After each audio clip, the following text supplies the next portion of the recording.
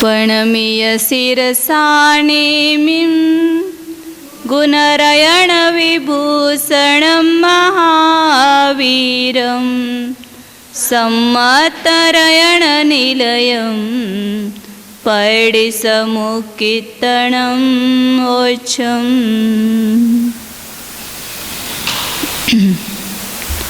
गोमुड़सार कर्मकांड, इसकी गाथा नंबर 41 और 42 आज देखना है। यहाँ पर जो मूल प्रकृति 8, उसके उत्तर भेद 148 और उसमें अब घाती कर्म और आघाती कर्म ऐसे जो भेद किए हैं उसमें देशघाती और सर्वघाती प्रकृति अपन ने देखी थी। घाती कर्म में देशघाती कितनी और सर्वघाती, देशघाती कितनी है 26 और सर्वघाती 21 प्रकृतियाँ हैं। तो इसमें अब 148 प्रकृतियों में पुण्य प्रकृति और पाप प्रकृति ऐसे दो भेद करते हैं। वास्तव में अघाती कर्म में 2 भेद है, पुण्य और पाप। घाती तो नियम से पाप रूप ही है। जैसे मनुष्य पंचेंद्रिय में सौज्ञ असौज्ञ भेद किस में है, तिर्यंच में ही है। सब पंचेंद्रियों के भेद नहीं है। उसी प्रकार पुण्य और पाप ये भेद केवल आघाती प्रकृति के हैं। घाती तो केवल पाप रूप ही है, इसलिए उसमें भेद नहीं है। लेकिन उसको पाप में अपन ये करेंगे, अंतर्भूत करेंगे। तो पहले अपन मन से निकालते हैं, फिर गाथा पढ़ेंगे तो अच्छा ध्यान में रहेगा। क्योंकि कभी भी अपने को याद नहीं रहता है, लेकिन अपन खुद मन से निकाल सकते हैं उसको। तो जो सुख के लिए कारणभूत सामग्री है वो सब पुण्य में लेना, और जो दुख को कारणभूत है सब पाप में लेना। तो यहाँ पर करते हैं। तो पाप प्रकृति, पहले घाती कर्म जो है उसको किस में डालेंगे, पाप की कोटि में डालेंगे। तो कितने घाती प्रकृतियां, 47 घाती कर्म। अब आघाती की क्रम से ले लो। पहले कौन सी आयु, तो 4 आयु कर्म है।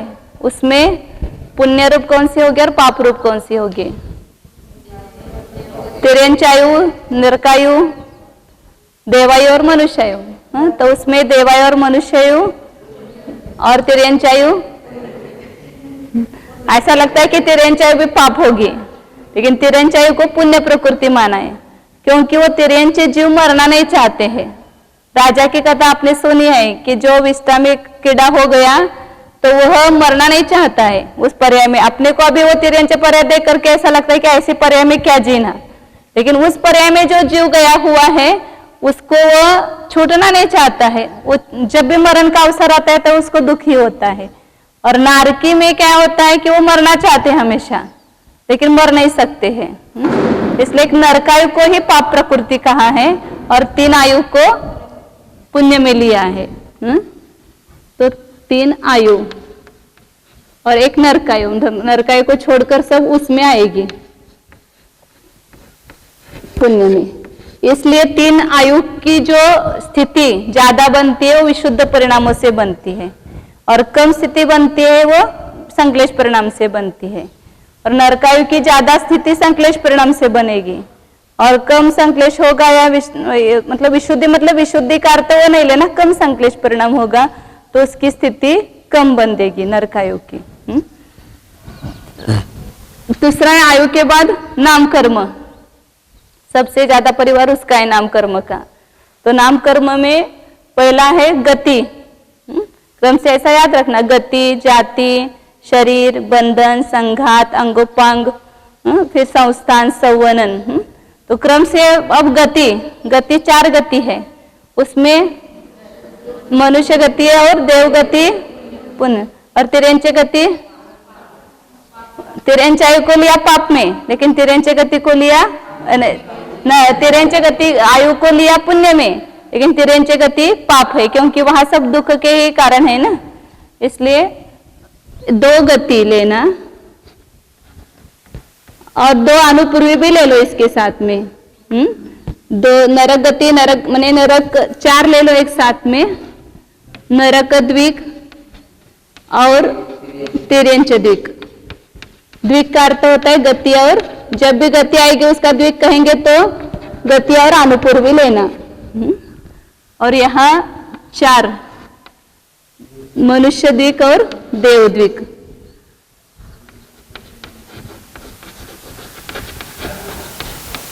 आगे का देखो मत, मन में विचार करो केवल। दूसरा भेद है गति के बाद जाति। उसमें एकेंद्रिय, द्विंद्रिय, त्रिंद्रिय, चतुरिंद्रिय, पाप प्रकृति है, 4 जाति, एकेंद्रिय आदि।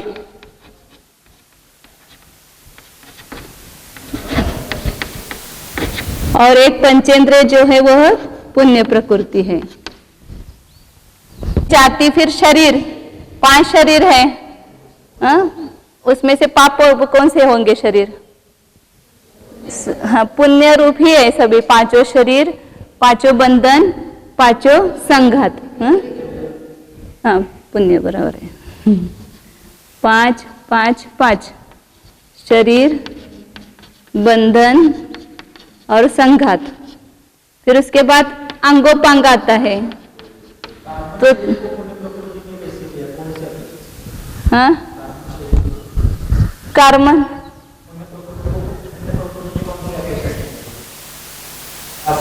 पांचों शरीर प्राप्त होना इसे सामान्य रूप से पुण्य ही कहेंगे ना। जैसे कर्मन शरीर में सभी आते हैं, जितने भी हैं।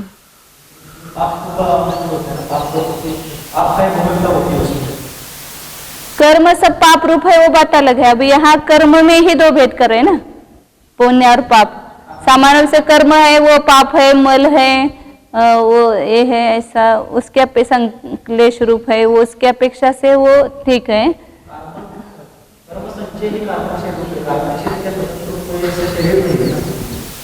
कर्म संजय मतलब उसी को कर्म शरीर का है ना।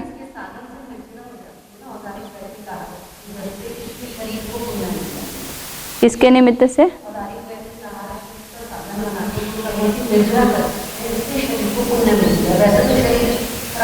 नहीं, कार्मन शरीर का महाराज जी का प्रश्न क्या है? कार्मन शरीर को पुण्य कैसे कहा? वो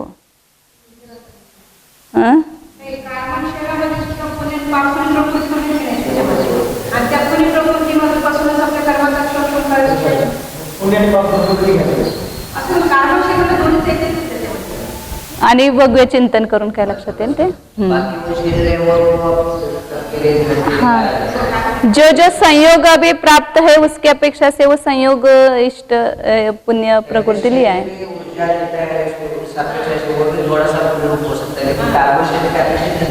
हाँ, कार्मन शरीर में सभी है, तीर्थंकर है, सातावेदनीय है, वो पुण्य प्रकृति है, उसकी अपेक्षा से वो कहा होगा। शरीर, बंधन, संघात और 3 अंगोपांग, यहाँ ये पुण्य प्रकृति ही होगी। फिर उसके बाद संस्थान का नंबर आता है। तो संस्थान कितने हैं? 6। निर्माण लास्ट में लेते हैं यहाँ पर। तो क्रम से वो तत्वार सूत्र में निर्माण पहले लिया है, और यहाँ निर्माण को तीर्थंकर निर्माण वहां लिया है। निर्माण और तीर्थंकर लास्ट में, वो 12 एकदम एक साथ कहेंगे वो। हाँ, नहीं, त्रसादी में वो 12 सब प्रकृति पुण्य प्रकृति लिए है। तो संस्थान में पहला संस्थान केवल पुण्य रूप माना है, समचतुर्थ संस्थान। और बाकी 5 संस्थान है, उसके कुछ ना कुछ टेढ़ा मेढ़ा वगैरह है ना, वो सब कुछ म्हणजे गिड्ड शरीर और पामन शरीर वगैरह। तो ये 5 संस्थान। सवनन में हाँ, वज्रषभ, नाराज, सवनन पुण्य प्रकृति है, वज्रषभ। और 5 सवनन पाप प्रकृति माना, संस्थान सवनन।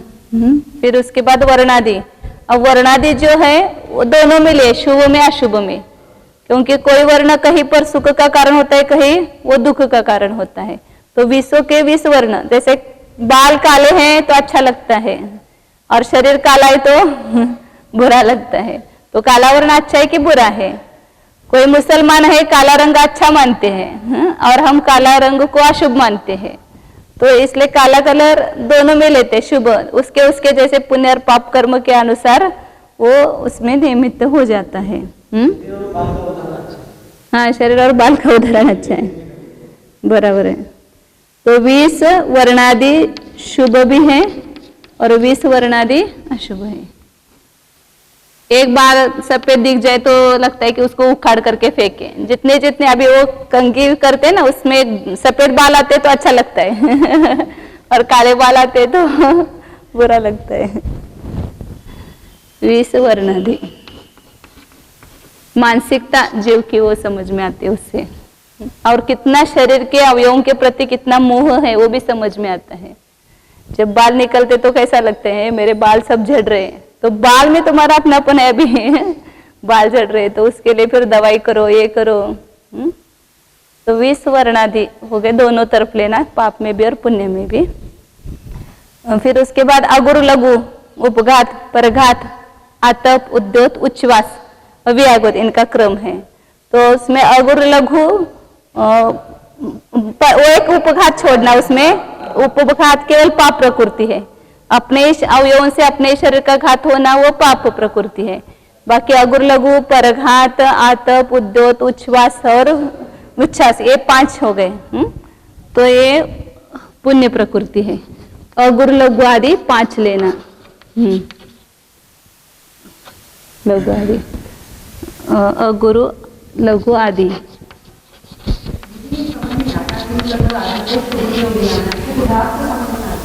क्या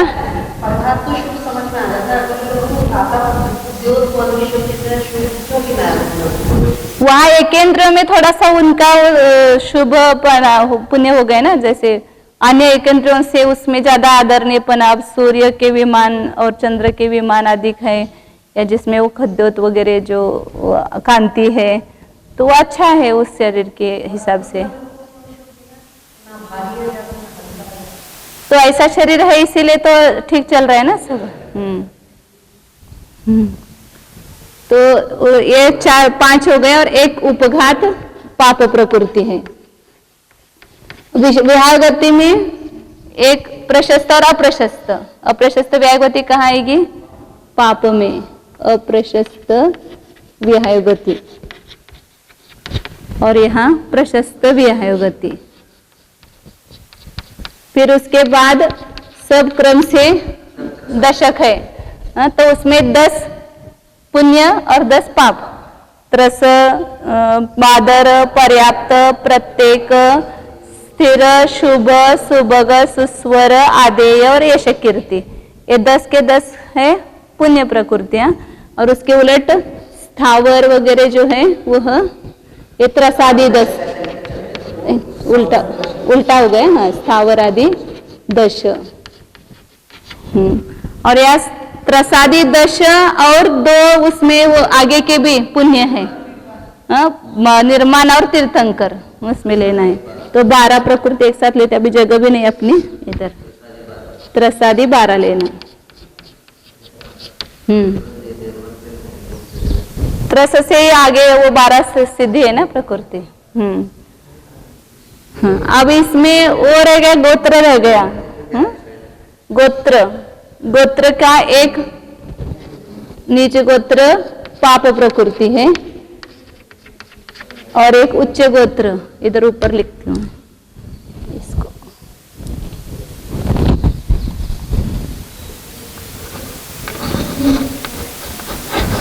उच्च गोत्र तो ये पुण्य प्रकृति है।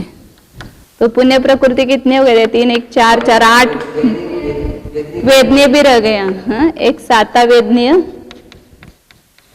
और एक असाता वेदनीय।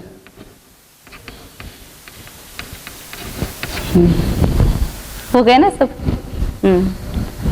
3 और 1 4, 5, 5 और 6, 4, 9, 10, 15, 20, 25, 28, 29, 30, 35, 36, 37, 38।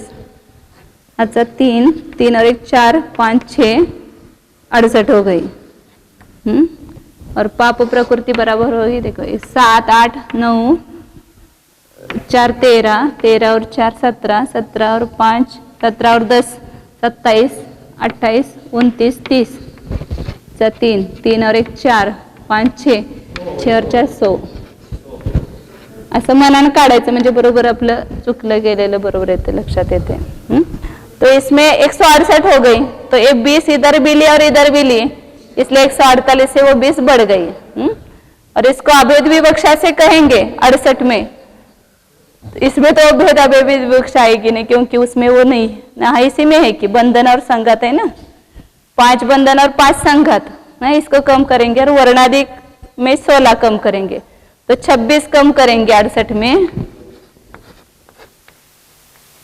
तो 42 प्रकृति पुण्य ऐसा कहा जाता है।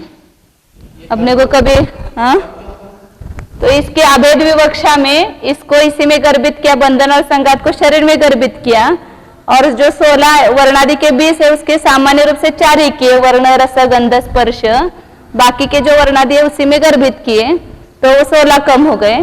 तो अभेद विवक्षा जब करेंगे वो प्रकृति की, तो उस समय 26 प्रकृतियां कम होकर के 42, भेद अपेक्षा से 68 कहेंगे और अभेद अपेक्षा से 42 प्रकृतियां पुण्य प्रकृति है।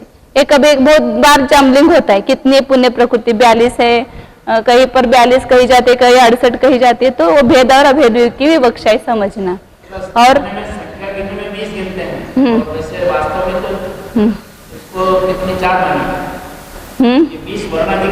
हाँ, उसको अपन यदि कम करेंगे तो एक ही वर्ण लेंगे, एक ही रस, एक ही गंध और एक ही स्पर्श लेंगे, तो बाकी के सब वर्ण उसमें गर्भित हो गए, इसलिए 4 ही लेंगे, 20 नहीं लेंगे, और ये 10 कम करेंगे, तो 10 और 16 कम हुए तो 26 कम हुए।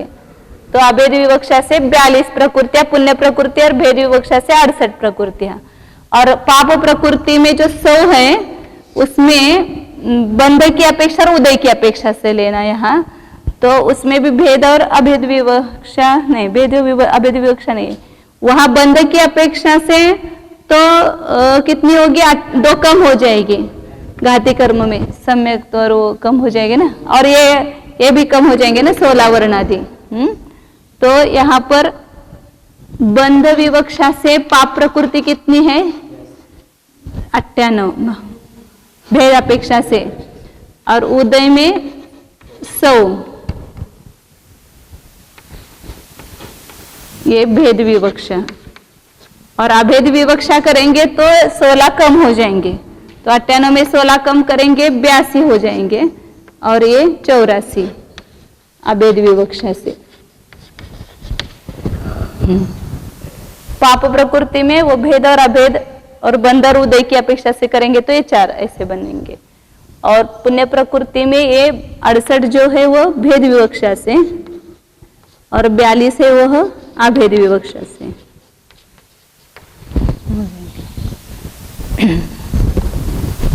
उच्चम नरसुर दुगम च पंचिंदी देहा बंधन संघा दंगो वंगाई वन्न चौ समचरी सहम वघादूण गुरुछक्क सगमणम तस 12 बादालम भेद दो। अन्य प्रकृतियों के नाम बताते हैं। सादम तिन्ने वाऊ मने 3 आयु, उच्च मने उच्च गोत्र, नरसुर दुगम मने नरद्विक मने मनुष्य द्विक, और सुरदुग मतलब देवद्विक, पंचेंद्रिय जाति, देहा मने सभी शरीर, 5 शरीर, 5 बंधन, 5 संघात, अंगोपांग सभी लेना, इसलिए बहुवचन दिया है उसमें। वर्ण चौ और वर्ण चतुष्क, समचौर वज्रिसहम समचतुरस्र संस्थान वज्रषभ नाराज सवनन उपघात ऊन अगुरु छक्क सगमणम, उपघात को छोड़कर अगुरु षटक, तो अगुरु षटक में एक उपघात कम करो तो बची हुई 5 प्रकृतियां पुण्य प्रकृति है। फिर सगमणम ने प्रशस्त व्यायोगति, तस 12 त्रस 12 त्रस से लेकर के 12 प्रकृतियां, ये सब कितनी हो गए 68 प्रकृतियां भेद अपेक्षा से, और बादालम अभेद दो, उसी की अभेद विवक्षा करेंगे तो बादाल मतलब 42 प्रकृतियां, ये सब सत्ता मतलब प्रशस्त है, माने पुण्य प्रकृति है। और पहले अपन लगा करके पढ़ते तो जल्दी जल्दी समझ में आता है।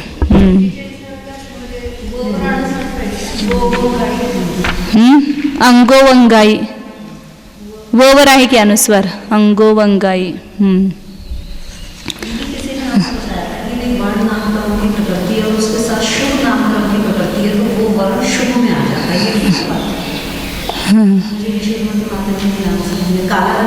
हाँ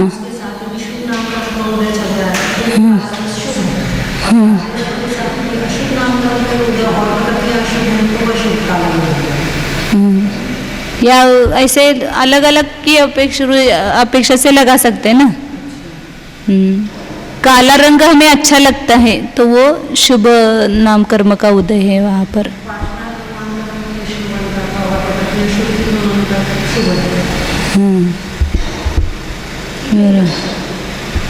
चलता है ऐसे। आगे अप्रशस्त का बता रहे। वर्णचव म्हणजे काय घ्यायचं, वर्ण स्पर्श रस गंध असं चतुष्क घ्यायचं। ते वर्णाचे 5 गंधाचे हे असं सगळं घ्यायचं। फक्त वर्ण चतुष्क म्हणजे वर्ण रस गंध स्पर्श असं घ्यायचंय म्हणून ते चतुष्क घेतलं त्याने। अप्रशस्त, माझ्या पण मनात तो प्रश्न आला होता, मी म्हटलं काय तर उत्तर शोधायला पाहिजे म्हणून विचार केला। घात 43 और 44 नंबर गाथा में अप्रशस्त प्रकृतियों के नाम बताते हैं। निरयाऊ निरय तिर्य दुगजादी, संतान संवदीनम, चदुपण पणगम च वन्न चौ, उवघादमसगमणं थावरदसयं च अपसत्ताहु, बंधुदयं पडिभेदे, अडनडदिसयं च दुचदुरसिदरे, अडनडदिसयं दुचदुरसिदरे। अडनड है, ऐसा ही है ना उसमें, अडनौदी पाहिजे काय की। हाँ तेच मला पण म्हणायला हे व्हायले, अडनड नहीं लेना, अडनौदी लेना है। अडनौदी संयम ऐसा, नौदी चाहिए वो नौदी। बंधुदयं पडिभेदे, अडनौदिसयं, अडनौदिसयं दुचदुरसिदिदरे।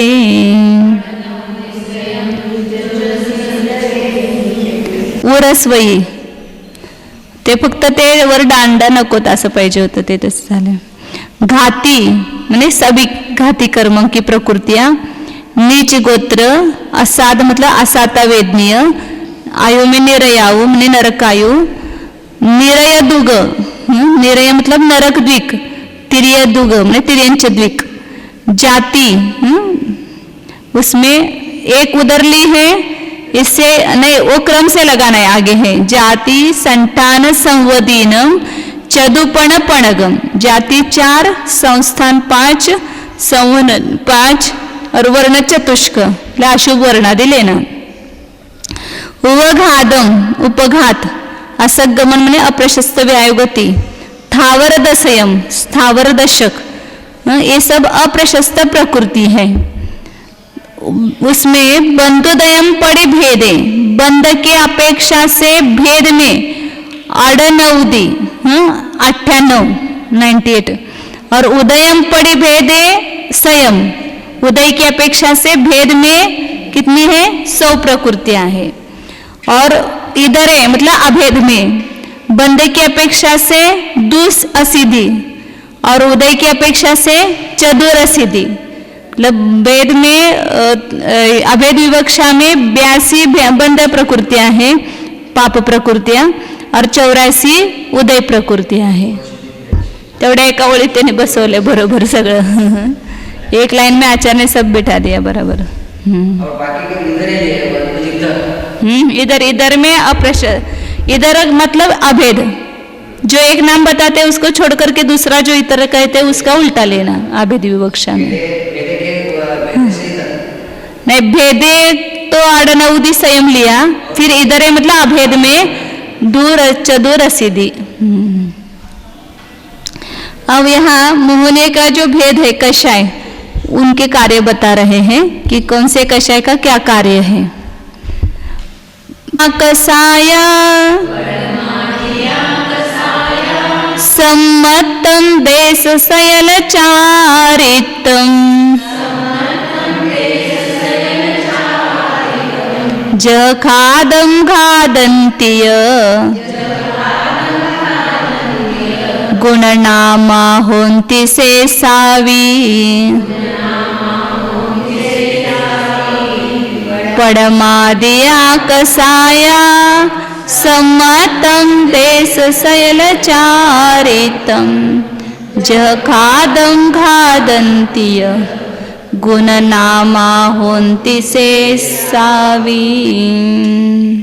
क्रम से लगाना है। प्रथमादि कषाय म्हणजे अनंतानुबंधी, द्वितीय कषाय कहे तो अप्रत्याख्यानावरण, तृतीय कषाय कहे तो प्रत्याख्यान। कभी भी ऐसा शब्द आएगा तृतीय कषाय तो वहाँ प्रत्याख्यानावरण समझना, चौथे कषाय कहे तो संज्वलन समझना।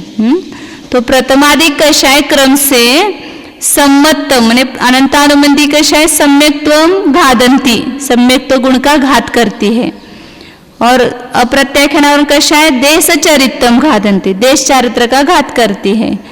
माने उसके उदय होते हुए थोड़ा भी देश चारित्र वहाँ प्रकट नहीं होगा। और संज्वल प्रत्याख्यानावरण कषाय सकल चारित्र का घात करती है, इसलिए तीनों भी सर्वघाती कहे ना कि उसके उदय में थोड़ा भी गुण वहाँ प्रकट नहीं होगा, इसलिए वो सर्वघाती प्रकृतियां है। और संज्वलन के उदय में क्या है, ज खादम घादंती, यथा क्या चारित्र का संज्वलन कषाय घात करते हैं। इस प्रकार शेषावी गुणनामा होती है, सब चारों भी कषाय जो है वो गुण नाम वाले हैं, मतलब जैसा उनका नाम है वैसा गुण है, उसको सार्थक नाम कहते हैं, गुण नाम कहते हैं। अनंतानुबंधी, अनंत मतलब मिथ्यात्व, और मिथ्यात्व के साथ जो रहती है, उस मिथ्यात्व के साथ जिसका अनुबंध है, संबंध है, वह अनंतानुबंधी प्रकृति। मिथ्यात्व को अनंत क्यों कहा, क्योंकि वो अनंत संसार का कारण होने से मिथ्यात्व को अनंत कहा है। और अनंत मिथ्यात्व के साथ माने अनंत का अर्थ ही मिथ्यात्व लेना, और उसके साथ जिसका बंध है, इसलिए उसको अनंतानुबंधी कहा है। और दूसरा अप्रत्याख्यानावरण, ये भी गुण नाम है। अ मतलब किंचित, प्रत्याख्यान मतलब त्याग। किंचित अप्रत्याख्यान का अर्थ होता है देश संयम, ने किंचित त्याग, और उस पर जो आवरण करते हैं वो अप्रत्याख्यानावरण कषाय, इसलिए अप्रत्याख्यान कषाय नहीं बोलना चाहिए, ऐसे संक्षेप में कभी बोल देते हैं, लेकिन वास्तव में कषाय का नाम क्या है, अप्रत्याख्यानावरण कषाय, माने अप्रत्याख्यान पर आवरण करने वाली कषाय। और प्रत्याख्यानावरण कषाय, प्रत्याख्यान मतलब सकल संयम, उस पर जो आवरण करती है कषाय वो प्रत्याख्यानावरण कषाय है। और संज्वलन वो भी गुण नाम है।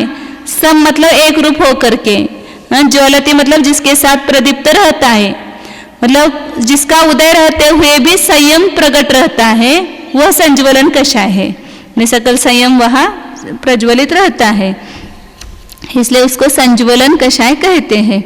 इस प्रकार उन जैसा नाम है वैसा उनका गुण है। और शेषा, शेषावी, अन्य प्रकृतियां जो है वो भी सब गुण नाम वाले हैं। उनका जो नाम दिया है वो गुण के अनुसार दिया है। ज्ञानावरण, ज्ञान गुण का घात करते वो ज्ञानावरण, दर्शन गुण का घात कर, दर्शन पर आवरण करते वह दर्शनावरण, मूर्छित मोह उत्पन्न करते वह मोहनीय, ऐसे वे सब गुण नाम वाले है प्रकृतियां। शेषावी से लेना वो सब। अब ये चार कषायों का वासना काल कहते हैं कि वो कषाय का जो उदय हुआ, फिर उसके बाद उस कषाय का जो संस्कार बना वो कितने काल तक बना रह सकता है वो बता रहे हैं। अंतो मुहूर्त संजलनमादियाणं वासन कालो दुनियमेन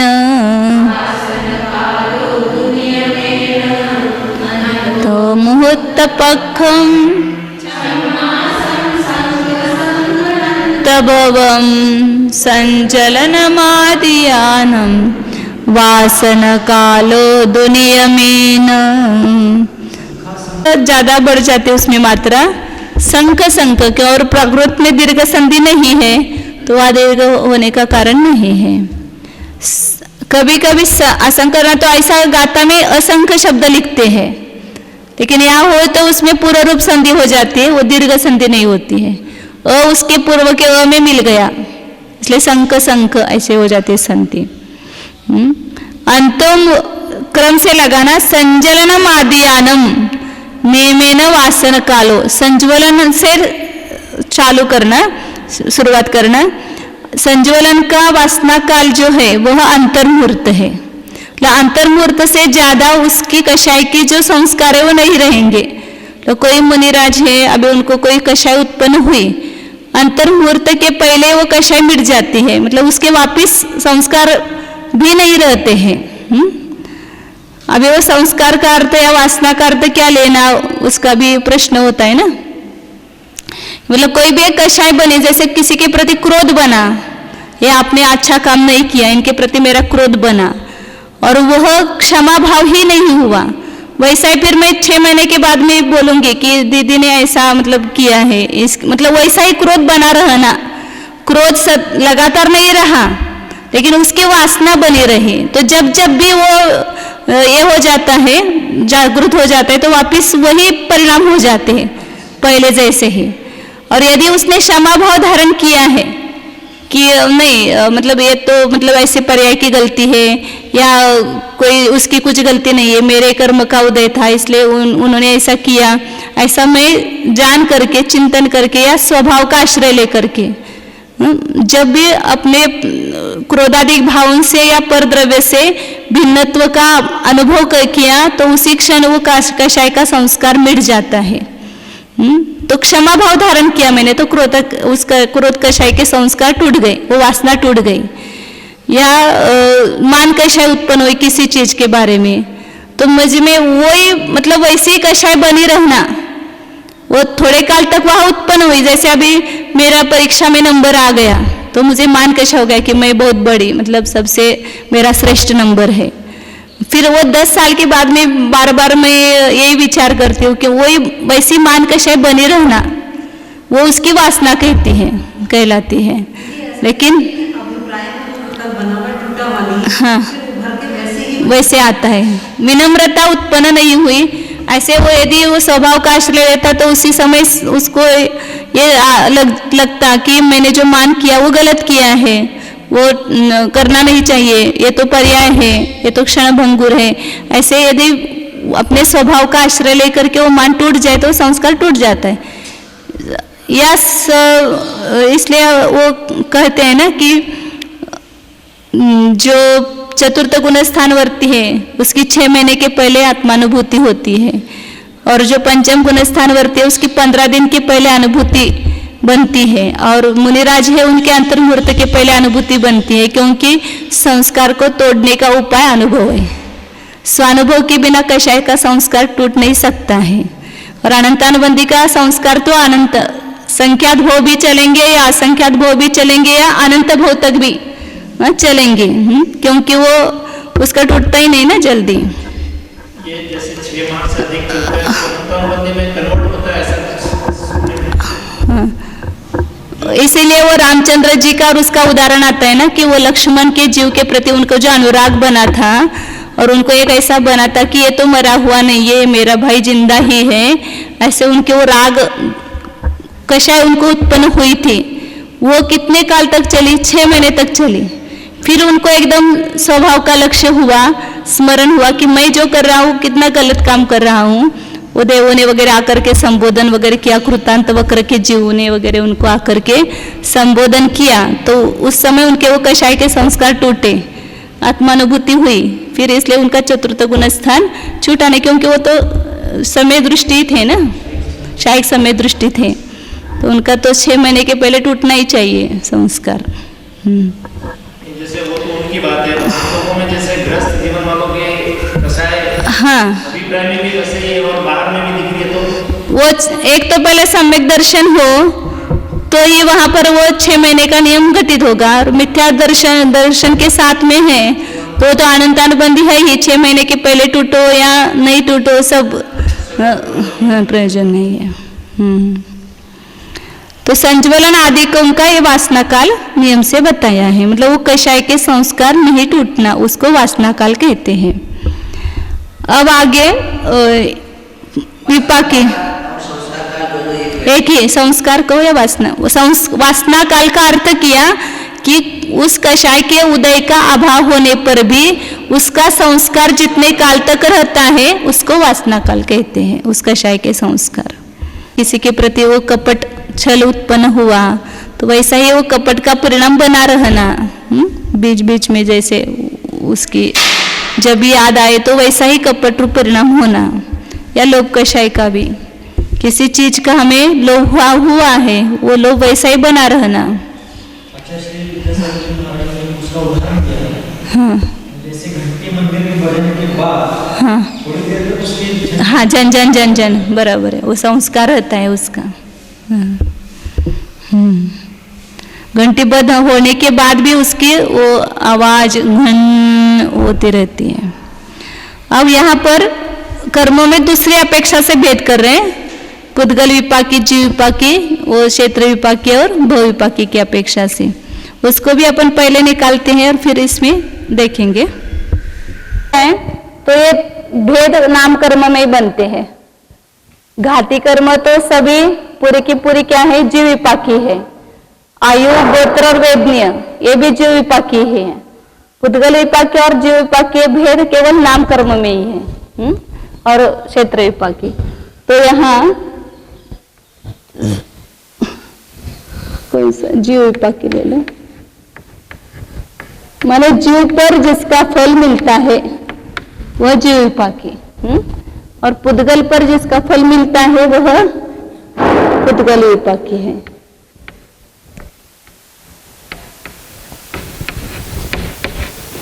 तीसरा है क्षेत्र विपाकी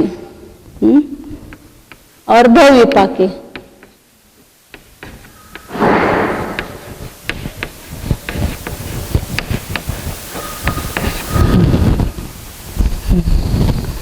तो इसमें सभी घाती कर्म है वो सब जीव विपाकी में आएंगे। 47 घाती। वेदनीय 2, गोत्र 2, ये भी जीव विपाकी है। और आयु वो भव विपाकी में आएगी। तो यह भव विपाकी में 4 आयु, क्योंकि भव में ही जिसका उदय होता है उसको भव विपाकी का। ऐसे वो जीव विपाकी में आएगी भव विपाकी जो आयु जो है वह, क्योंकि जीव के परिणाम वैसे मनुष्योचित वगैरह होते हैं ना, तो वो उसमें वो भव धारण करता है जीव। तो वैसे वो जीव विपाकी भी ले सकते हैं, उसको भव विपाकी में ले सकते हैं। अब नाम कर्म की प्रकृतियां जो है उसमें भेद करेंगे। और कौन सी रह गई क्या, वेदनीय नाम गोत्र हो गए। हाँ, तो इसमें जो गति जाति क्रम से है, तो गति भी, गति की जो व्याख्या की है अपन ने, तो गति ये भी क्या है, गति मार्गणा, इंद्रिय मार्गणा, ये सब जीव की पर्याय है। जीव पर उसका फल, क्योंकि जीव की अवस्था को ही गति कहा है, और जीव के ही एकेंद्रियादि भाव की सदृशता जो है उसको जाति नाम कर्म कहा है। तो इसलिए वो गति और जाति कौन सी किस में आएगी, जीव विपाकी में आएगी। 4 गति, 5 जाति। अब शरीर संबंधित जो है, शरीर में जिसका उदय होता है, शरीर के संबंध में उसका वर्णाधिक है या आकार अधिक है, वो सब पुद्गल विपाकी में आएगी। इसलिए सभी 5 शरीर क्या है, पुद्गल विपाकी है। 5 शरीर, 5 बंधन, 5 संघात, बंधन संघात, और उसके अंगोपांग वो भी पुद्गल विपाकी, क्योंकि शरीर के अंगोपांग है। संस्थान, 6 संस्थान, 6 संवनन, संवनन, और अगुरु लघु, उपघात, परघात, आतप, उद्योत, ये पांचों ये भी शरीर संबंधित ही है। इसलिए पांचों के पांचों अगुर लघु आदि वो पुद्गल विपाकी में आएंगे, क्योंकि शरीर ही हल्का भारी होता है, हल्का भी नहीं होता है, भारी भी नहीं होता है, और उसी शरीर में उद्योत और आतप नाम कर्म का उदय आता है, तो उस अपेक्षा से उसको पुद्गल विपाकी ही कहेंगे। और कौन सी रह गई इसमें, हो गई, और निर्माण एक आएगी। निर्माण वो शरीर की रचना है ना, तो निर्माण भी पुद्गल विपाकी में आएगी। और बाकी अभी जो अब उसमें 10 में देखेंगे, वर्णादि लिहायचं राहिलं, बरोबर है, इसमें बीच में आएंगे वर्णादि 20 लिए या 4 लिए, जैसे 20 लिए, तो इस वर्णादिक जो है वो पुद्गल विपाकी है, क्योंकि वो सब स्पर्श रस गंध वर्ण शरीर संबंधी ही है। अब जो त्रशदशक है उसमें देखना है, तो जो जो जीव की पर्याय रूप से जिसका कथन आया है वो सब जीव विपाकी में आएगा। त्रस और स्थावर जीव की पर्याय है, क्योंकि जब काय मार्गना में अपन ने देखा था तो उस समय वो जाति नाम कर्म के उदय से क्या बिना भावी त्रस और स्थावर नाम कर्म के उदय से जो आत्मा की अवस्था बताई थी, वहां काय मार्गना में व्याख्या आई थी। इसलिए त्रस और स्थावर ये दोनों भी क्या है, जीव की पर्याय रूप से लिया है उसको, इसलिए त्रस जीव विपाकी में आएगी। त्रस स्थावर दोनों व्याय गति करायचं राहिले ना, जो विहाय गति है 2 वो भी उसको पुद्गल विपाकी कहा, क्योंकि वो जीव का गमन लिया है, जीव में उसका अच्छा बुरा, अब वो देड़ा चलेगा तो जीव को बुरा कहा जाएगा, और वो सीधा चलेगा तो वो जीव को अच्छा कहा जाएगा। उसका अच्छा बुरा फल वो जीव के ऊपर उसका असर करता है, इसलिए उसको जीव विपाकी में लिया है विहाय गति को। विहाय गति हाँ क्या नहीं, वो तो शरीर में, शरीर के हड्डी वगैरह जो है उसके वो ये क्या बोलते हैं वज्र के हो, और वो बिना, वो सभी फल जीव को ही मिल रहा है, जीव ही भोग रहा है, लेकिन जो शरीर संबंधित जो जो उसमें जिस कर्म के उदय से वो शरीर संबंधी सब हो रहा है, तो उसको वो पुद्गल विपाकी में लेना। और बाकी सब विहाय गति आदि जो है अभी घटित करेंगे, जितना घटता है उतना, तो उसको पुद्गल विपाकी जीव विपाकी में लिया है। तो त्रस स्थावर बादर सूक्ष्म बादर क्रम से ले रहे हैं ना, लेकिन क्या है कि उसमें सब दशक है वो सब जीव विपाकी में नहीं है। हाँ, तो इसके त्रस बादर पर्याप्त ये तीनों भी जीव विपाकी है, क्योंकि त्रस भी जीव की पर्याय ली है, और बादर सूक्ष्म जो है वो भी जीव समास के भेद है, वो भी जीव की पर्याय ली है, और पर्याप्त पर्याप्ति जो है वो भी जीव की अवस्था ली, क्योंकि शक्ति की पूर्णता, जीव की शक्ति की पूर्णता उसको पर्याप्ति कहा है, इसलिए पर्याप्ति ये भी जीव की पर्याय ली है। क्योंकि अपन जब 14 मार्गना वगैरह का स्वरूप जीव कांड में देखा तो ये सब जीव के पर्याय रूप से उसको वर्णित किया है, और वैसी व्याख्या करते समय भी उन्होंने सब जीव के ऊपर घटित की है।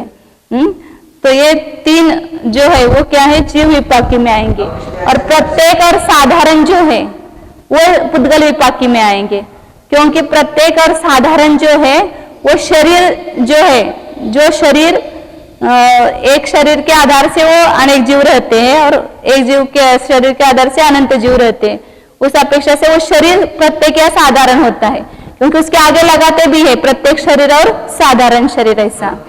तो इसलिए हाँ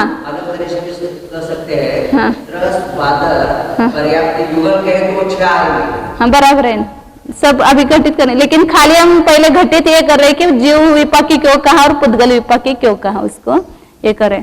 तो इसमें त्रस द्विक बादर द्विक और ये मतलब 6 आ जाएंगे इसमें। त्रस युगल त्रय कहेंगे, त्रस बादर, त्रस स्थावर बादर सूक्ष्म पर्याप्त अपर्याप्त, ऐसे 6 आएंगे। हाँ, जीव संज्ञा भी लगती, जीव समास में के भी भेद किए है ना, इसलिए। और हाँ, उसमें फिर आगे प्रत्येक साधारण इसमें लेना है, प्रत्येक साधारण। आगे है स्थिर अस्थिर, उसके सात धातु उपधातु जो है वो स्थिर रहना और अस्थिर रहना, तो वो भी शरीर के ही धातु उपधातु है, इसलिए उसको भी पुद्गल विपाकी में लेंगे। अभी मुझे कुछ याद नहीं, खाली तर्क से मैं लगा रही हूँ। तो स्थिर अस्थिर, और शुभ अशुभ भी वो शरीर के ही अवयव है, तो इसलिए शुभ अशुभ, शुभ स्थिर द्विक शुभ द्विक। और फिर आगे जो है सुभग सुस्वर आदेय और यशकीर्ति, ये सब जीव विपाकी में आएंगे। तो सुभग भी वो जीव का सौभाग्य और दुर्भाग्य कहा जाता है, तो इसलिए वो जीव विपाकी में आएगा। उसके ही आदेय मतलब उसके आदरणीयता होना और न होना, ये जीव पर ही उसका फल मिलता है। जो सुस्वर है, जो वचन बल प्राण लिया है, वो भाव प्राण लिया है, और वो जीव की शक्ति की अपेक्षा से उसको ये लिया है, वचन प्राण को जीव की अवस्था कहा है। वो जो वचन वर्गणा निकलती है वो पुद्गलमय है, लेकिन जो वचन उच्चारने की जो जीव की शक्ति है उसको वचन बल प्राण कहा है, और उसमें निमित्त स्वर नाम कर्म का उदय है, इसलिए उसको जीव विपाकी में लिया है। तो हाँ, सुभग द्विक सुभग सुस्वर आदेय और यशकीर्ति, और यशकीर्ति मतलब जीव के ही गुणों का ख्यापन होना और न होना।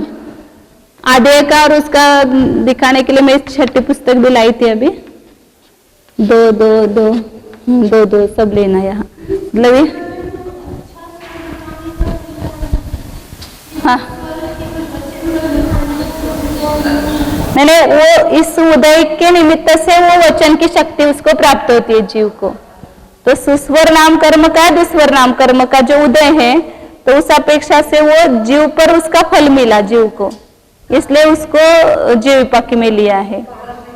हाँ, और एक तीर्थंकर इसमें आएगा, निर्माण तो उधर ले लिया, तीर्थंकर। हा, उच्छ्वास लिहायचं राहिलं, इथं अगुर लघु लिहिलं ना, तिथंच उच्छ्वास इकडे लिहायचं। और उच्छ्वास भी है, वो सब भाव प्राण लेना, प्राण में जो जो वो सब जीव विपाकी में लिए हैं। श्वासोश्वास भी भाव प्राण लिया ना, 10 के 10 भाव प्राण लिए, वो जीव की शक्ति को उन्होंने प्राण कहा है वहां पर। हाँ, स्वर यंत्रणा से कारण है ऐसा नहीं, पुद्गल में वो लगता है ऐसा स्वर यंत्रणा, वो पुद्गल लेकिन मिला किसको, जीव को मिला, मतलब वो सब जीव को मिलता है, वो बात अलग है। इसलिए पुद्गल विपाकी में इतना ही ध्यान रखना कि शरीर संबंधित जो शरीर में जो जो हो रहा है वो सब पुद्गल विपाकी में लिया है, और बाकी सब जीव विपाकी में लिया है। और उसमें ये कारण वो पर्याप्ति प्राण काय ये सब जीव की पर्याय है, उस अपेक्षा से जो है वो सब जीव विपाकी में लिया है उसको।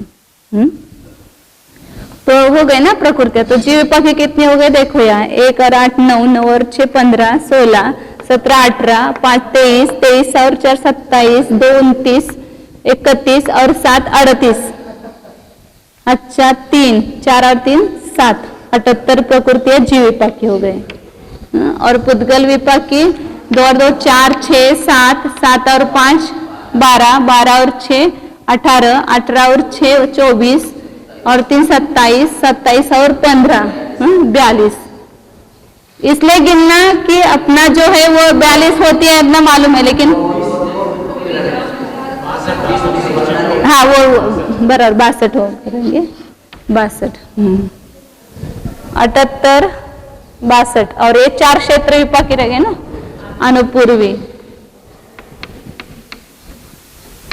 अनुपूर्वी 4 और ये 4 आयु 148 हो गए ना, 4 और 4 8 और 62, तो कितने हो गए 70, 70 और 78 148 हो गए बराबर।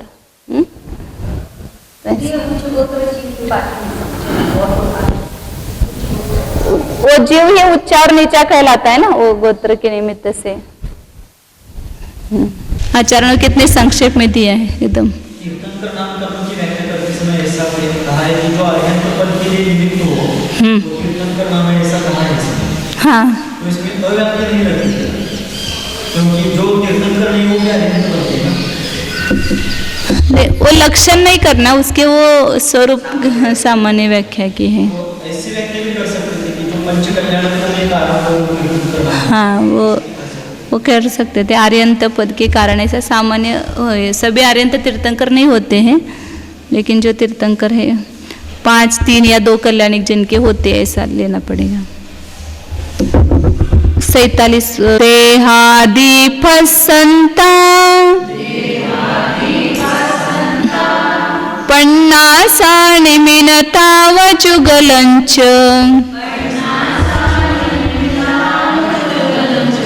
थिरसुहपत्ते यदुगम अगुरुतेयं पोग्गल विवाई देहादि फसंता पन्नासा निमिनता वजुगलंच सुहपत्ते यदुगम अगुरुतेयं पोग्गल विवाई। प्रकृतियां बताइए कितनी है वहाँ? 68 है ना, कितनी? 62 है। देहादि फसंता पन्नासा, एकदम सरल है। शरीर जो क्रम से अपन नाम लेते हैं ना, तो शरीर से लेकर वर्णादिक तक ये 50 प्रकृति है। 5 शरीर, 5 बंधन, 5 संगात, 3 अंगोपांग, 6 संस्थान, 6 संवहन और वर्णादिक 20, ये बराबर 30 प्रकृतियां हो, 50 प्रकृतियां हो जाती है। तो ये सब 50 प्रकृतियां पुद्गल विपाकी है। और उसमें कौन कौन सी मिलाना? निर्माण, ताव मतलब आतप, युगल कहा आतप और उद्योत। फिर स्थिर सुहपत्ते दुगम, स्थिर द्विक, शुभ द्विक और प्रत्येक द्विक। गाथा में जैसा बैठता है वैसा आगे पीछे लिखते हैं। अगुरुतेयम और अगुरु लघु, उपघात और परघात, ये 3। इस प्रकार पोग्गल विवाही, ये सब पुद्गल विपाकी प्रकृतियां हैं। ये देहादि पसंता पन्ना से तो हमेशा याद रहता है कि ये 50 प्रकृतियां सब पुद्गल विपाकी हैं। इसमें होता है थोड़ा घोटाला की तरह से दशक में कौन सी जीव विपाकी कौन सी पुद्गल विपाकी लेना थोड़ा सा, लेकिन अभी इतना याद रखना कि वो जो शरीर में स्थिर अस्थिर, प्रत्येक साधारण और शुभ अशुभ, ये केवल शरीर संबंधी है, वो केवल पुद्गल विपाकी लिए, और बाकी सब जीव विपाकी हैं। हाँ,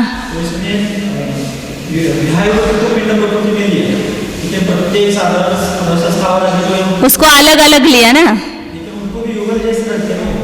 हाँ, हाँ, वो अलग अलग प्रकृतियां लिए ना उन्होंने वहां पर।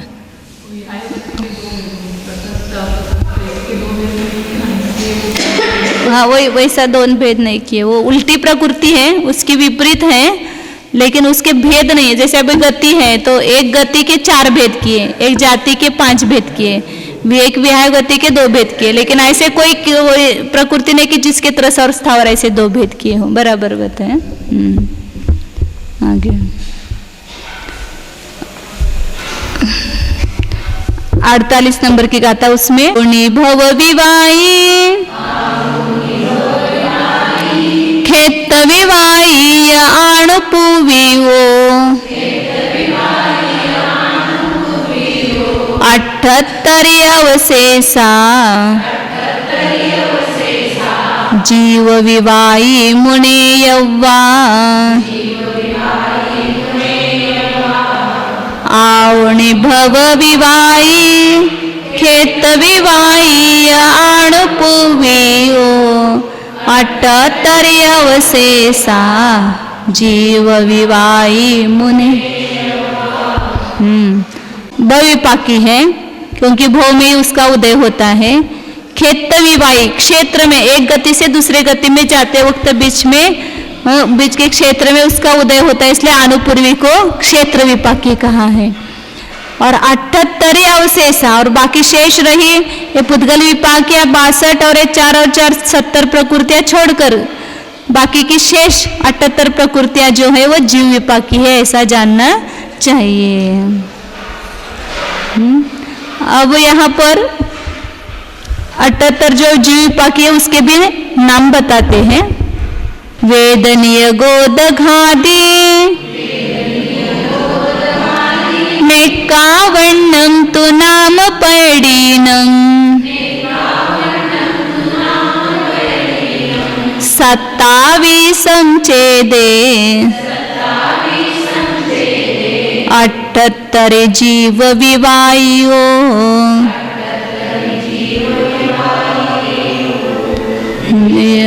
बोधघादी नेकावण्णं तु नाम पडीनं 27 चेदे 78 जीव विवाई। की 47 ये 51 प्रकृतियां 47 2 और 2 51 हो गए। 51 प्रकृतियां और नाम प्रकृति की 27। हाँ तो इसमें इतने मिलाकर कितने हो गए 78 हो गए। 27 और 51 तो ये सब जीव विपाकी है, मतलब याद रखने के लिए ये सरल हो गया। वेदनीय 2 गोत्र 2 और घाती की 47 ऐसे कितने हो गए 51। प्रणाम कर्म की कितनी है 27 है। वो कौन कौन से 27 है उसके नाम अगली गाथा में बताते हैं। उत्सासम बादर पज्जत सुसरादेजं जसत सविहाय सुबगदु चौगई पण जाई सगवी संग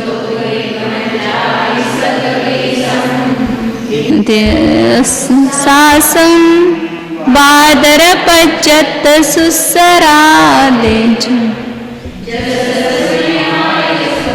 दो चौगई पण जा गदी जादी उत्सासं विहाय गदित सतियान जुगलंच सुबगादि चौजुगलम तित्तरं चेदि सगवीसं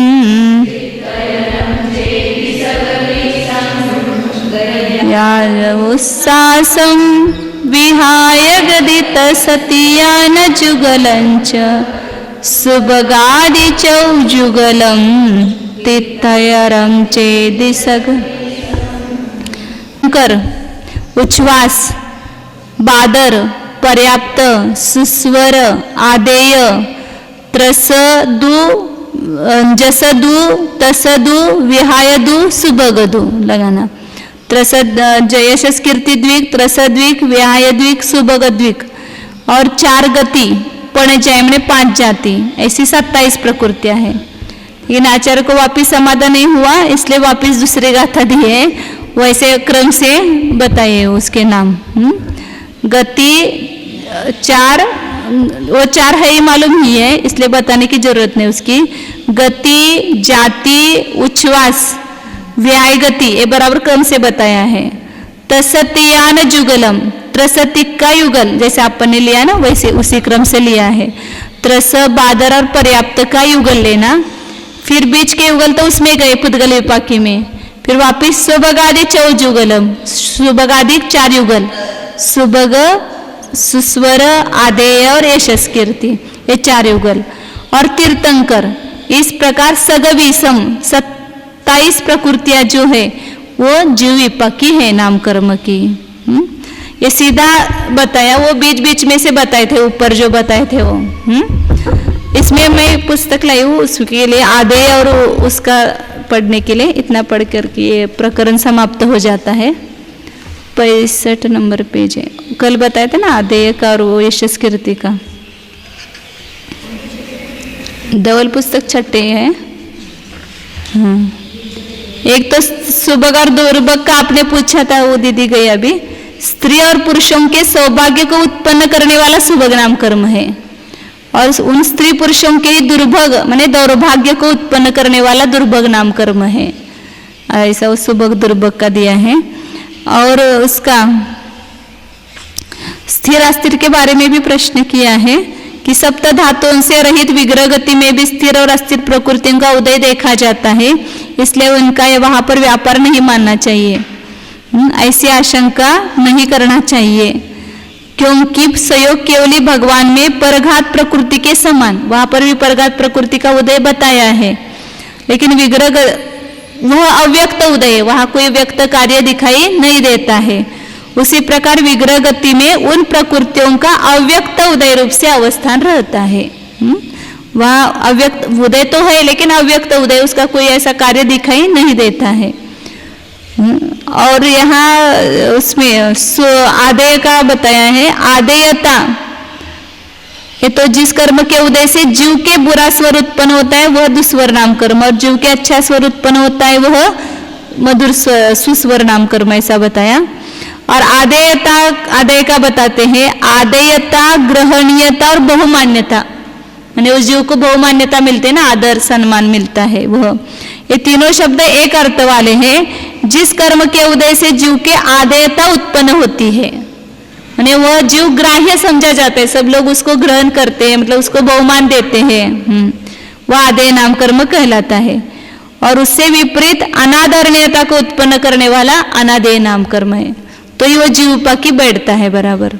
और शरीर की कांति कहे तो फिर वो शरीर में पुद्गल विपाकी में जाना चाहिए, इसलिए जीव विपाकी है तो उसका ये अर्थ ठीक बैठता है। और यशस कीर्ति का दिया, यश नाम गुण का है, उसके उद्भावन को कीर्ति कहते हैं, गुणों की प्रगटीकरण उसको यशस कीर्ति कहा। तो उसमें विद्यमान या अविद्यमान गुणों का उद्भावन लोगों के द्वारा किया जाता है, जिस कर्म के उदय से उस कर्म को यश कीर्ति संज्ञा है। विद्यमान गुण हो या नहीं गुण हो तो भी ये गुणी है ऐसा सब जगह प्रसिद्ध हो जाता है। यशस कीर्ति का वो पहले बांधा हुआ है ना, तो ऐसे उसके गुण न रहते हुए भी उसकी ख्याति होगी उस गुणों की। और जिस कर्म के उदय से विद्यमान या अविद्यमान अवगुणों का उद्भावन लोग द्वारा किया जाता है, नहीं है दोष तो भी वो बताए जाएंगे, यशस कीर्ति नाम कर्म का उदय है, जो दोष है उसकी भी उद्भावन होगा और नहीं है उसका भी उद्भावन होगा, तो वह यशस कीर्ति नाम कर्म का उदय कहा जाता है। बाकी तो सब सरल है। हाँ, धवल पुस्तक 65 और 66, और उसके लिए भी मैं लाई थी वेदनीय के लिए, वो अब वही बराबर 35। प्रिय लगता है ऐसा क्या, और यहाँ उन्होंने सौभाग्य और दौर्भाग्य का है, सब अच्छा अच्छा भाग्य होता है ना जिसका सुभग नाम कर्म के उदय से, सब उसकी अनुकूलता, सब संपत्ति और वो सब प्राप्त होते हैं, पुत्र, पहला पुत्र होना, ऐसे बहुत सारे सौभाग्य के लक्षण है वो। या सात वेदनीय के लिए का भी प्रश्न चला था, उसका भी थोड़ा पढ़ती हूँ कि वेदनीय जो है वो पुद्गल विपाकी या जीव विपाकी, और सामग्री के तरफ लगाते तो वो पुद्गल विपाकी कही जाती है। तो यहाँ शंका करता है, जैसे वो बताया ना कि सुख और दुख ये वेदनीय, साता यह नाम सुख का, उस सुख को जो वेदन कराता है वह साता वेदनीय, और असाता नाम दुख का है, उसे जो वेदन या अनुभव कराता है उसे असाता वेदनीय कर्म कहते हैं। यहाँ पर शंकाकार कहता है कि यदि सुख और दुख कर्मों से होते हैं तो कर्मों के विनष्ट हो जाने पर जीव को सुख और दुख से रहित हो जाना चाहिए, सुख का भी नाश होना चाहिए ना, क्योंकि उसके सुख और दुख के कारणभूत कर्मों का अभाव हो गया है। यदि कहा जाए कि कर्मों के नष्ट हो जाने पर जीव सुख से और दुख से रहित ही हो जाता है, सो कह नहीं सकते, क्योंकि जीव द्रव्य के निस्वभाव हो जाने से अभाव का प्रसंग प्राप्त होता है, दुख भी नहीं है सुख भी नहीं है तो क्या है फिर वहां पर। अथवा यदि दुख को ही कर्मजनित माना जाए तो साता वेदनीय कर्म का अभाव प्राप्त होगा, क्योंकि सुख तो जीव का स्वभाव हो गया, तो फिर साता वेदनीय के उदय से सुख मिलता है ये बात रही नहीं ना, तो साता वेदनीय कर्म का अस्तित्व ये नहीं होना चाहिए। ऐसे ही सब शंकाकार की शंका है, फिर उसका कोई फल नहीं रहता है। अब समाधान करते हैं, यहाँ पर उपयुक्त आशंका का परिहार कहते हैं, वह इस प्रकार है, दुख नाम की जो कोई भी वस्तु है वह असाता वेदनीय कर्म के उदय से होती है। जो भी हमें दुख लगता है वो सब असाता वेदनीय के उदय से है, क्योंकि वह जीव का स्वरूप नहीं है। कभी कभी अच्छी भी बात कहने लगते तो दूसरों को बुरा लगता है कभी, क्यों? उसके असाता वेदनीय कर्म का उदय है, हम क्या करें उसका। यदि जीव का स्वरूप माना जाए तो क्षीण कर्म अर्थात कर्म रहित जीवों को भी दुख होना चाहिए। दुख यदि जीव का स्वरूप माना जाए तो क्या होगा? कर्म रहित जीवों को भी दुख होना चाहिए स्वभाव माने तो, क्योंकि ज्ञान और दर्शन के समान कर्म के विनाश होने पर दुख का विनाश नहीं होगा। ज्ञान और दर्शन जीव का स्वभाव है, इसलिए कर्म का नाश होने पर भी उसका नाश नहीं होता है। ऐसे दुख जीव का स्वभाव मानेंगे तो कर्म का नाश होने पर भी दुख का नाश नहीं होना चाहिए, ऐसा आपत्ति आएगी। किंतु सुख कर्म से उत्पन्न नहीं होता, दुख कर्म से उत्पन्न होता है, लेकिन सुख कर्म से उत्पन्न नहीं होता। आचार्य वो समाधान कर रहे उसमें, क्योंकि वह जीव का स्वभाव है और इसीलिए वह कर्म का फल नहीं है। सुख जो है वो कर्म का फल नहीं है। फिर जो साता वेदनीय कर्म, अभी सुनो पूरा, सुख को जीव का स्वभाव मानने पर साता वेदनीय कर्म का अभाव भी प्राप्त नहीं होता। आप कहेंगे कि यदि सुख जीव का स्वभाव है तो साता वेदनीय कर्म का अभाव हो जाएगा, तो वो अभाव भी प्राप्त नहीं होता है। उसका क्या काम है फिर?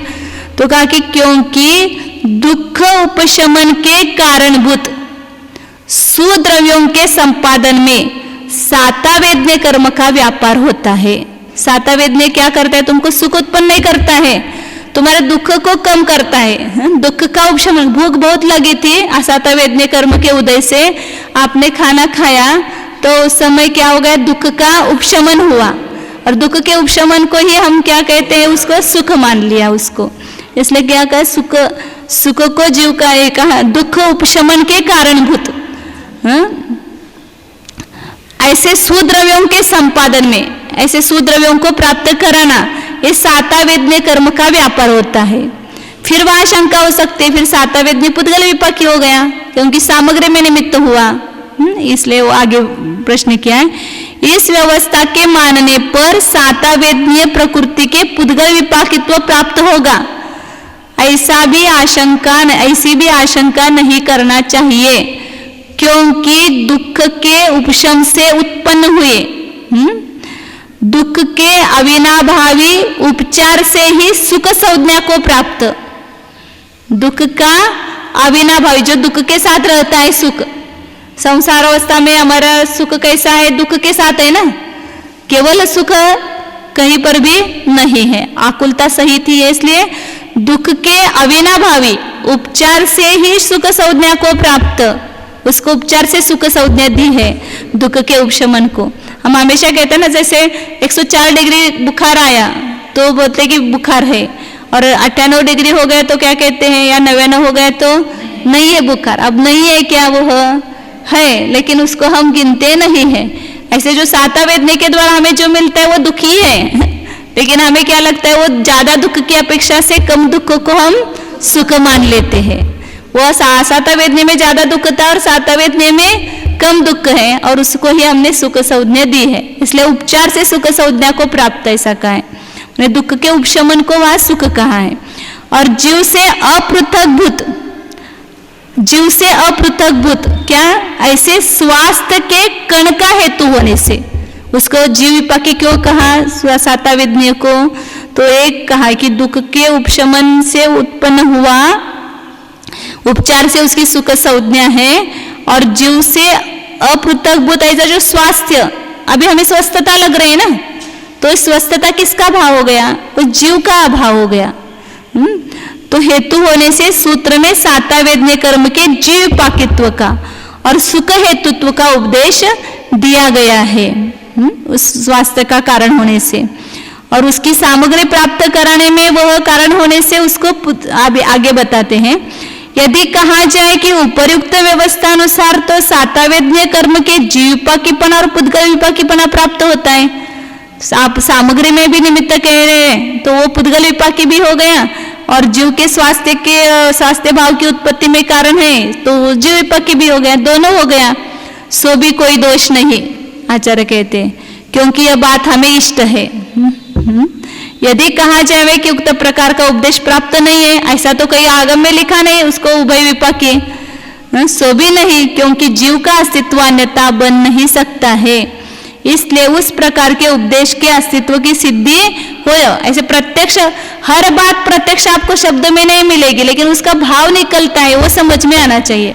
हम क्या है, हर वाक्य देखो ऐसा आगम में लिखा है क्या, ऐसा स्पष्ट शब्दों में चाहिए, अब उससे भाव निकलता है ना, आप उसको क्यों ग्रहण नहीं करते हैं? क्योंकि जो आगम है वो भी सब सीमित ही है, उससे भी बहुत वस्तु जो है वो तो अनंत गुणी है, तो सब शब्दों में बताया नहीं जा सकता है। सुख और दुख के कारणभूत द्रव्यों का संपादन करने वाला दूसरा कोई कर्म नहीं है। उसको सुख को संपादन करने में सातावेद्य कर्म का व्यापार होता है, ऐसा कहा ना। क्यों कहा? क्योंकि फिर आप प्रश्न करेंगे, सुख के कारणभूत सामग्री किससे मिलती है, दुख के कारणभूत सामग्री किससे मिलती है, ऐसा प्रश्न उत्पन्न होगा ना। तो दूसरा कोई कर्म है ही नहीं, तो उसको वेदनीय कर्म का ही कार्य उसको कह दिया। क्योंकि वैसा कोई कर्म पाया नहीं जाता दूसरा, इसलिए सातावेद्य कर्म के निमित्त से सुख, वो ही सुख के सामग्री में को उत्पन्न करने में निमित्त है, और असातावेद्य जो दुख की सामग्री उत्पन्न करने में निमित्त है। इसलिए एक अपेक्षा से उसको पुद्गल विपाकी उपचार से कहा है। वास्तव में जीव के सुख दुख परिणाम में निमित्त है, इसलिए उसको जीव विपाकी का। और सुख मतलब वो दुख का उपशमन, थोड़ी स्वस्थता प्राप्त होना, ये है।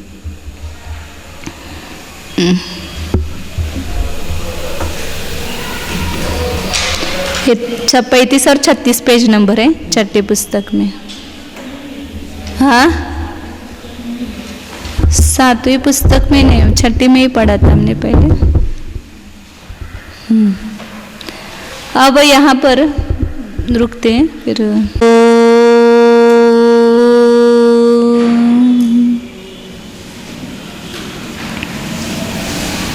जानिए, यह मैं शुद्ध चैतन्यमय जीव ही हूँ। अपने उपयोग को अंदर ले जाइए। कर्म और कर्म के विचार से दूर होकर इस कर्म से भिन्न अंदर विराजमान अनादि अनंत चैतन्य प्रभु को देखिए। यह चैतन्य प्रभु इस कर्म के आवरण से ढक गया है। आत्मज्योतिर्निधिरणवधि द्रष्टुरानंद हेतु कर्म क्षोणी पटल पिहितः। देखिए, आत्मा रूपी निधि, यह ज्ञाता और दृष्टा के आनंद का कारणभूत ऐसी आत्मनिधि इस कर्म रूपी पृथ्वी के नीचे दब गई है, दिखाई नहीं दे रही है। उस कर्म पटल को हटा करके देखिए भीतर। ज्ञान के द्वारा ही इस कर्म रूपी पटल को हटाइए और अंदर देखिए। यह आत्म ज्योति रूपी निधि प्रकट है, प्रत्यक्ष है, प्रतीति में आ रही है। देखिए,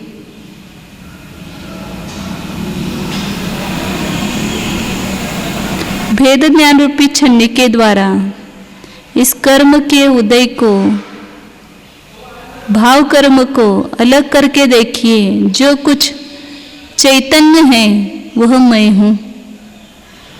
शरीर से भिन्न, कर्म से भिन्न, भाव कर्म से भिन्न, यह मैं अनादि अनंत कारण परमात्मा हूँ। चैतन्य स्वरूपी भगवान आत्मा हूँ। शुद्ध चिदानंद स्वरूप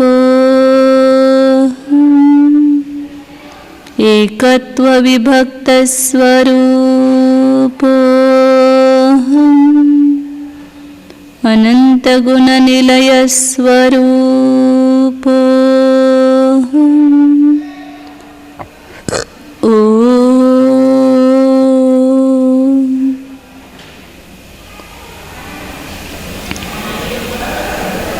विसर्जन.